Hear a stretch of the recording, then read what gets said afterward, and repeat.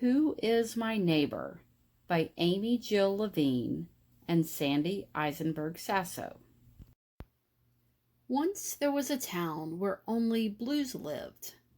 There were navy and indigo, aqua and sapphire, powder blue and midnight blue.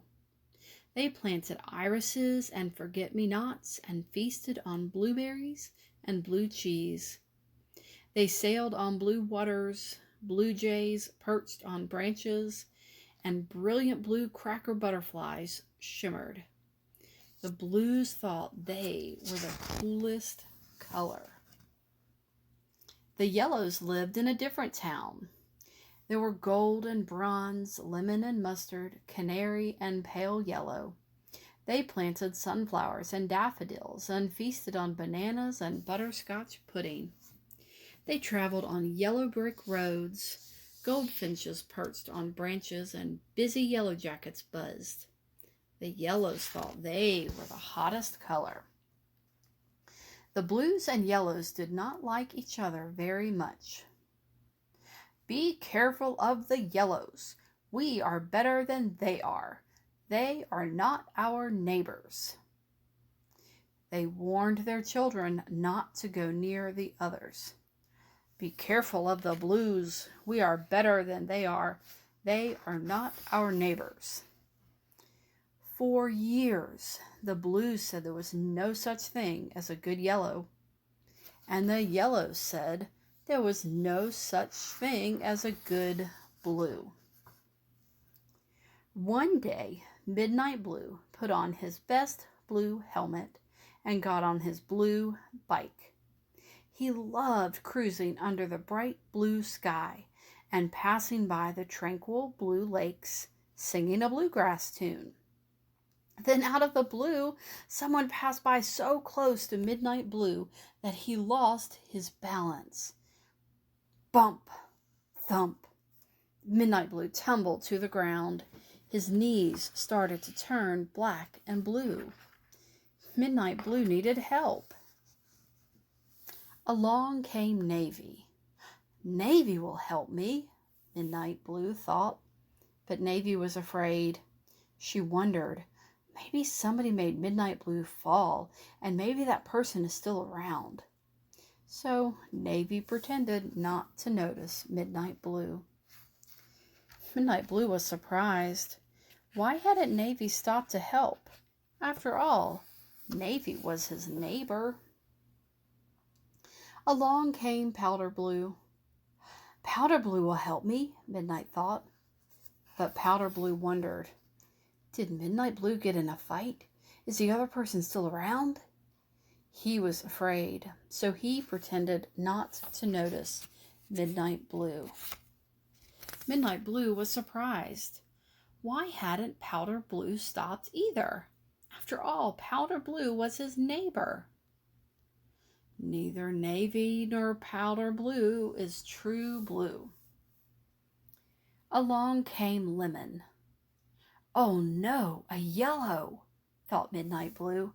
"A yellow will only make things worse.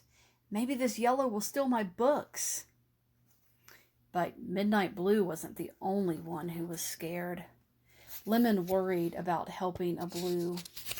What if that blue wanted to trick her? What if that blue jumped up and took her bike? Maybe she should just hurry by. But Lemon didn't hurry by. She decided to help. She didn't steal his books. She picked him up. She lifted Midnight Blue from the dirt, handed him his helmet, and helped him get on the back of her bike. Then she took him to her doctor. While they waited, Lemon gave Midnight Blue a butterscotch cookie. It was broken, but still delicious. Midnight Blue said, "You're a good yellow, not like the others." "Most yellows are good," Lemon said. "So are most blues," Midnight Blue said, and he smiled. He pulled out a small bag of blueberries and gave some to Lemon. They were a little squished, but still yummy. When Dr. Gold came out, Midnight Blue was still a bit frightened. Dr. Gold was another yellow.